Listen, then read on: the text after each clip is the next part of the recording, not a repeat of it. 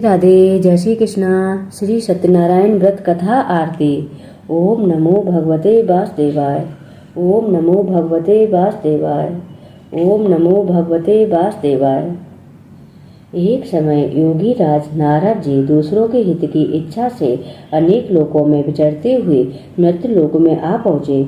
यहाँ अनेक योनियों में जन्मे हुए प्राय सभी मनुष्यों को अपने अपने कर्मों द्वारा अनेकों दुखों से पीड़ित देखकर उन्होंने सोचा कि किस यत्न के करने से इन मनुष्यों के दुखों का नाश हो सकेगा।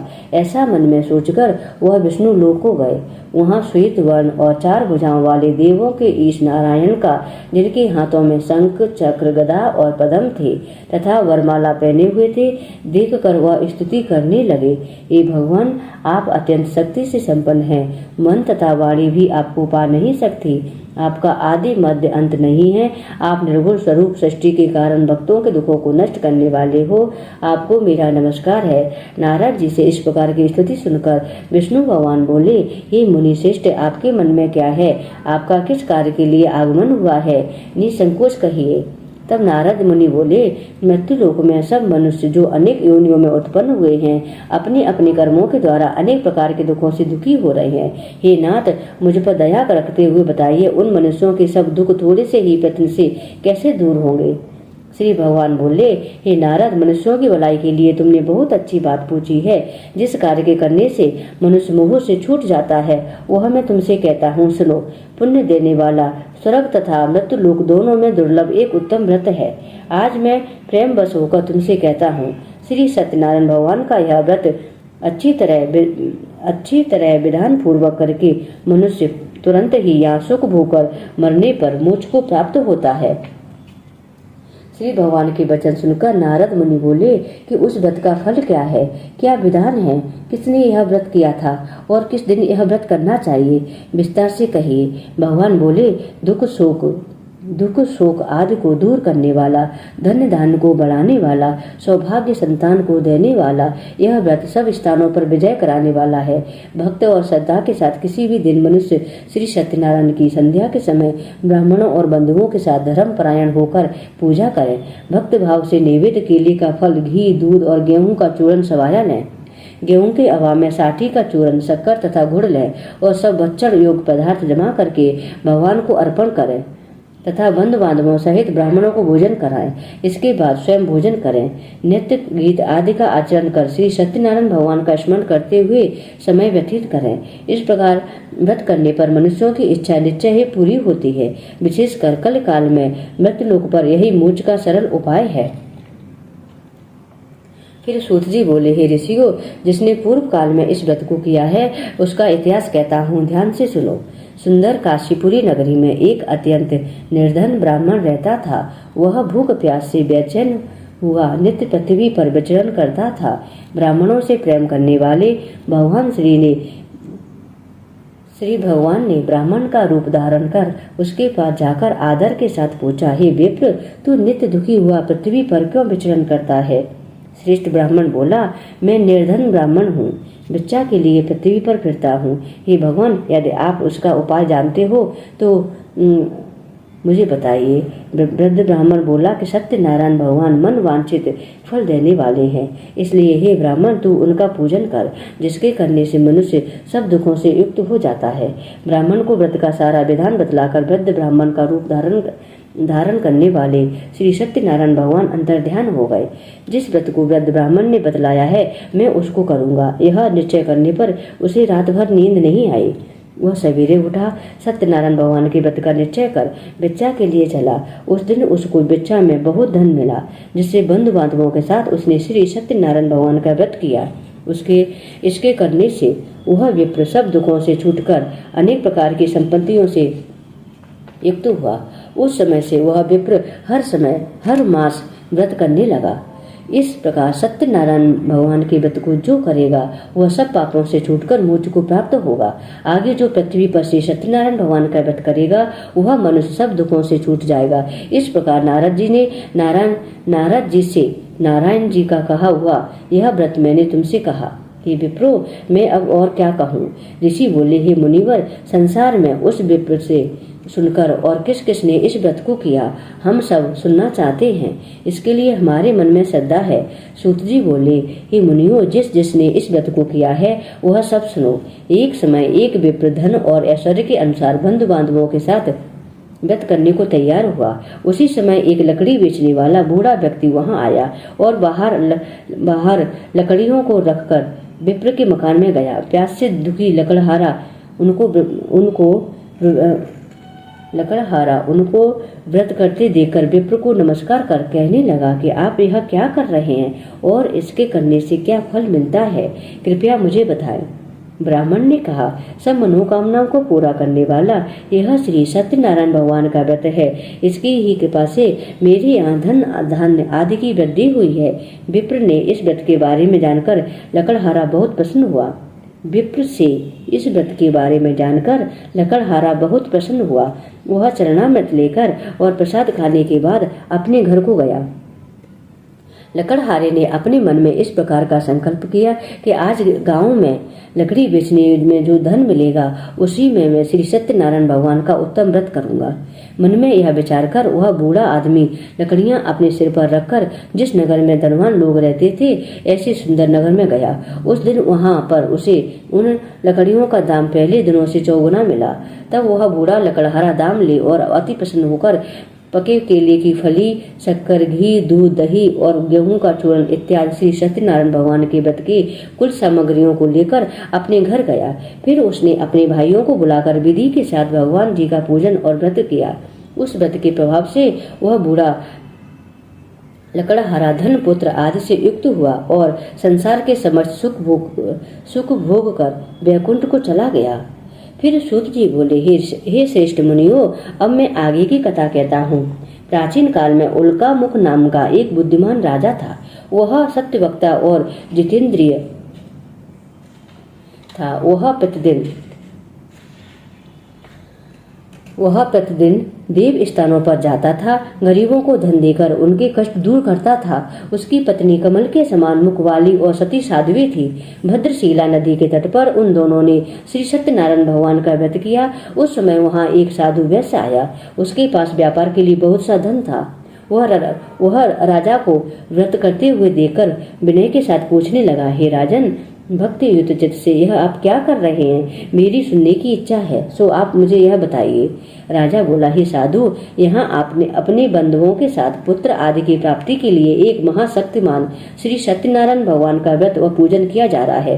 राजा के वचन सुनकर साधु आदर से बोला, हे राजन, मुझसे इसका सब विधान कहो। मैं भी आपके कथा अनुसार इस व्रत को करूंगा। मेरे भी कोई संतान नहीं है और इससे निश्चय ही हो जाएगी। राजा ने सब विधान सुन व्यापार से निवृत्त हो वह आनंद के साथ घर आया। साधु ने अपनी स्त्री से राजा से सब विधान सुन व्यापार से निवृत्त हो वह आनंद के साथ घर आया और साधु ने अपनी स्त्री से संतान देने वाले उस व्रत का वर्णन सुनाया और कहा कि जब मेरी संतान होगी तब मैं इस व्रत को करूंगा। साधु ने ऐसे वचन अपनी स्त्री लीलावती से कहे। एक दिन उसकी स्त्री लीलावती पति के साथ आनंदित हो सांसारिक धर्म में प्रवृत्त होकर श्री सत्यनारायण भगवान की कृपा से गर्भवती हो गई तथा 10वें महीने में उसने एक सुंदर कन्या को जन्म दिया। दिनों दिन वह कन्या इस तरह बढ़ने लगी जैसे शुक्ल पक्ष का चंद्रमा बढ़ता है। कन्या का नाम कलावती रखा गया। तब लीलावती ने मधुर शब्दों से अपने पति से कहा कि जो आपने संकल्प किया था कि भगवान का व्रत करूंगा, अब आप उसे करिए। साधु बोला, हे प्रिय, इसके विवाह पर करूंगा। इस प्रकार अपनी पत्नी को आश्वासन दे वह नगर को चला गया। कलावती पितृगृह में वृद्धि को प्राप्त हो गई। साधु ने जब नगर में सखियों के साथ अपनी पुत्री को देखा तो तुरंत ही दूत को बुलाकर कहा कि पुत्री के लिए कोई सुयोग वर देकर लाओ। साधु की आज्ञा पाकर साधु दूत कंचन नगर पहुंचा और वहां पर खोज और देखभाल कर लड़की के लिए कोई सुयोग वरिक पुत्र को ले आया। उस सुयोग लड़के को देखकर साधु ने अपने बंधु बांधवों सहित प्रसन्नचित्त अपनी पुत्री का विवाह उसके साथ कर दिया। किंतु दुर्भाग्य से विवाह के समय भी उस व्रत को करना भूल गया। तब श्री भगवान क्रोधित हो गए और उन्होंने श्राप दिया कि तुम्हें दारुण दुख प्राप्त होगा। अपने कार्य में कुशल साधु बनिया जमाता सहित समुद्र के समीप स्थिति रतनपुर नगर में गया। वहां दोनों ससुर जमाई चंद्रकेतु राजा के उस नगर में व्यापार करने लगे। एक बार भगवान श्री सत्यनारायण की माया से प्रेरित कोई चोर राजा का धन चुराकर भागा जा रहा था, किंतु राजा के दूतों को आता देखकर चोर ने घबराकर भागते हुए राजा के धन को वहीं छुपा दिया जहां पर ससुर जमाई ठहरे हुए थे। जब दूतों ने उस साधु वैश्य के पास जाकर राजा के धन को रखा देखा तो दोनों को बांध कर ले गए और प्रसन्नता के साथ दौड़ते हुए राजा के समीप जाकर बोले, यह दो चोर हम पकड़कर लाए हैं, देखकर आज्ञा दे। तब राजा की आज्ञा से उनको कठिन कारावास में डाल दिया और उनका धन भी छीन लिया। श्री सत्यनारायण भगवान के श्राप द्वारा उनकी पत्नी भी घर पर बहुत दुखी हुई और घर में जो धन इत्यादि रखा गया था चोर उसे चुरा कर ले गए। शारीरिक और मानसिक पीड़ा तथा भूख प्यास से अति दुखी हो अन्न की चिंता में कलावती एक ब्राह्मण के घर गई। वहां उसने श्री सत्यनारायण भगवान का व्रत होते हुए देखा, फिर कथा सुनी तथा प्रसाद ग्रहण कर रात को घर में आई। माता ने कलावती से कहा, हे पुत्री, अब तक कहाँ रही और तेरे मन में क्या है? कलावती बोली, माता, मैंने एक ब्राह्मण के घर श्री सत्यनारायण भगवान का व्रत देखा है। कथा कन्या के वचन सुनकर लीलावती भगवान के पूजन की तैयारी करने लगी। लीलावती ने परिवार और बंधुओं सहित श्री सत्यनारायण भगवान का पूजन किया और वर मांगा कि मेरे पति और दामाद शीघ्र घर आ जाए। शीघ्र ही और साथ ही प्रार्थना की कि हम सबका अपराध क्षमा करो।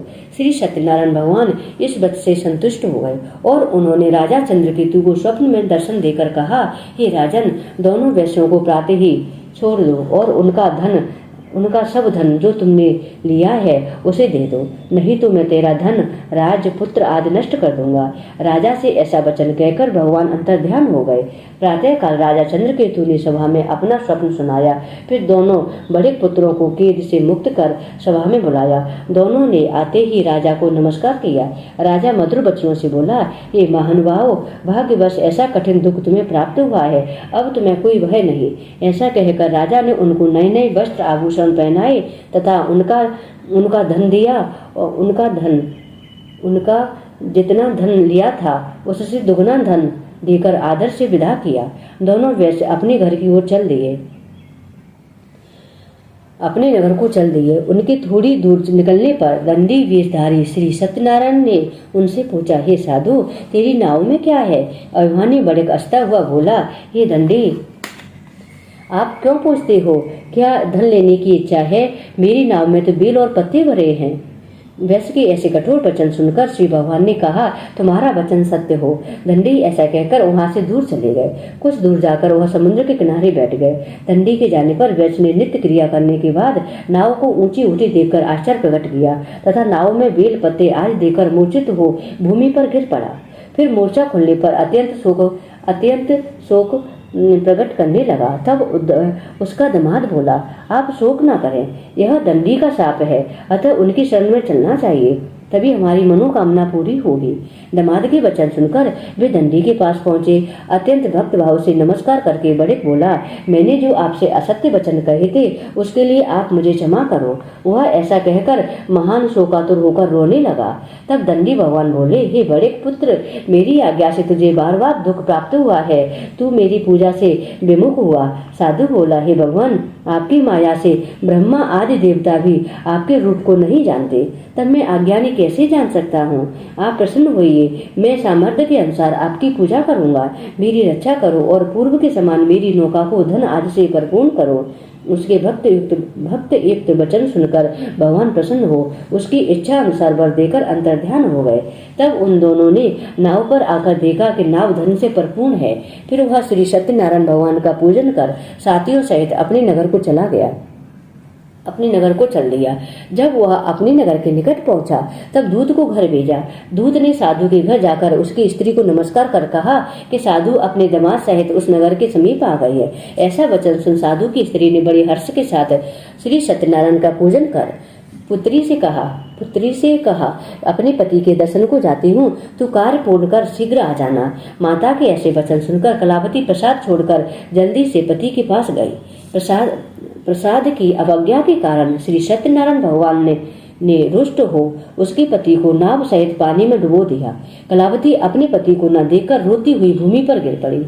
इस प्रकार नौका को डूबा हुआ तथा कन्या को रोता देख साधु दुखी होकर बोला, हे प्रभु, मुझसे या मेरे परिवार से जो भूल हुई हो उसे क्षमा करो। उसके दीन वचन सुनकर श्री सत्यनारायण भगवान प्रसन्न हो गए और तभी आकाशवाणी हुई, हे साधु, तेरी कन्या मेरे प्रसाद को छोड़कर आई है, इसलिए उसका पति अदृश्य हुआ है। यदि वह घर जाकर प्रसाद खाकर लौटेगी तो उसे उसका पति अवश्य मिलेगा। ऐसी आकाशवाणी सुनकर कलावती ने घर पहुंचकर प्रसाद खाया, फिर आकर पति के दर्शन किए। उसके बाद साधु ने बंधु बांधवों सहित श्री सत्यनारायण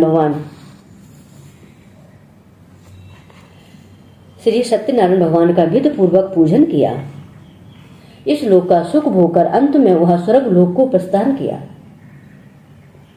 फिर सूत जी बोले, हे ऋषियों, मैं और भी कथा कहता हूँ, सुनो। प्रजापालन में लीन तुंगध्वज नाम का एक राजा था। उसने भी भगवान का प्रसाद त्याग कर बहुत दुख पाया। एक समय वन में जाकर वन्य पशुओं को मारकर वह वड़ के वृक्ष के नीचे आया। वहां उसने ग्वालों को भक्त भाव से बांधवों सहित श्री सत्यनारायण जी का पूजन करते हुए देखा। राजा देखकर भी अभिमानवश वहां नहीं गया और न ही उसने नमस्कार किया। जब ग्वालों ने श्री भगवान का प्रसाद उसके सामने रखा तो वह प्रसाद त्याग कर अपनी नगरी को चला गया। वहां उसने अपना सब कुछ नष्ट पाया तो वह जान गया कि यह सब भगवान ने किया है। तब वह विश्वास कर ग्वालों के समीप गया और विधि पूर्वक पूजन कर प्रसाद खाया तो श्री सत्यनारायण भगवान की कृपा से सब कुछ पहले जैसा ही हो गया। फिर दीर्घ काल तक सुख भोगकर मृत्यु को प्राप्त हो स्वर्ग लोक को गया।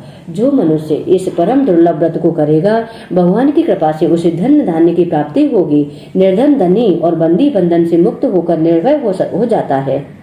संतानहीनों को संतान प्राप्त होती है तथा सब मनोरथ पूर्ण होकर अंत में वैकुंठ धाम को जाता है।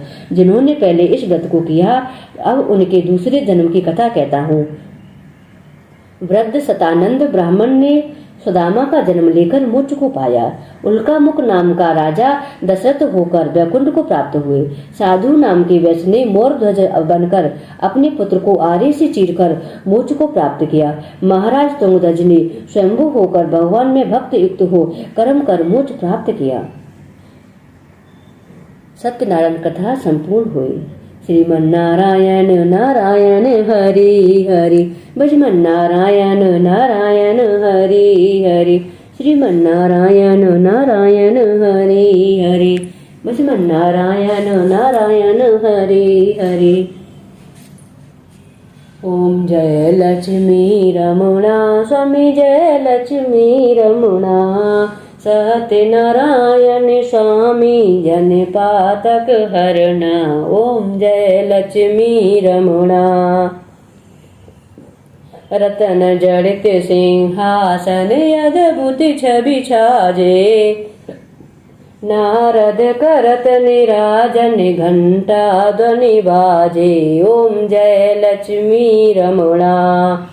प्रगट भये कल कारण तुझको दरस दियो, बूढ़ो ब्राह्मण बन कर कंचन महल कियो। ओम जय लक्ष्मी रमणा। ओम जय लक्ष्मी रमणा। दुर्लभ दुर्बल भील कठारो इन पर कृपा करी, चंद्रचूर्ण एक राजा जिनकी विपत्ति हरी। ओम जय लक्ष्मी रमणा। वैसे मनोरथ पायो श्रद्धा तज दीनो, सो फल भोग्यो प्रभु जी फिर स्तुति कीनो। ओम जय लक्ष्मी रमणा। ओम जय लक्ष्मी रमणा। भाव भक्ति के कारण छिन छिन रूप धरो, श्रद्धा धारण कीनी तिनको काज सरयो। ओम जय लक्ष्मी रमणा। ओम जय लक्ष्मी रमणा। ग्वाल बाल संग राजा बन में भक्ति करी, मनोवांछित फल दीना दीन दयाल हरि। ओम जय लक्ष्मी रमणा चढ़त प्रसाद सवाया, चढ़त प्रसाद सवाया कदली फल मेवा। धूप दीप तुलसी से राजी सत्य देवा। ओम जय लक्ष्मी रमणा। श्री सत्यनारायण जी की आरती जो कोई नर गावे, स्वामी प्रेम सहित गावे। कहत शिवानंद स्वामी, कहत हरि हरि स्वामी। वांछित फल पावे, मनु वांछित फल पावे। ओम जय लक्ष्मी रमणा, स्वामी जय लक्ष्मी रमणा। बोलो सत्यनारायण भगवान की जय, श्री हरि नारायण की जय, लक्ष्मी नारायण की जय।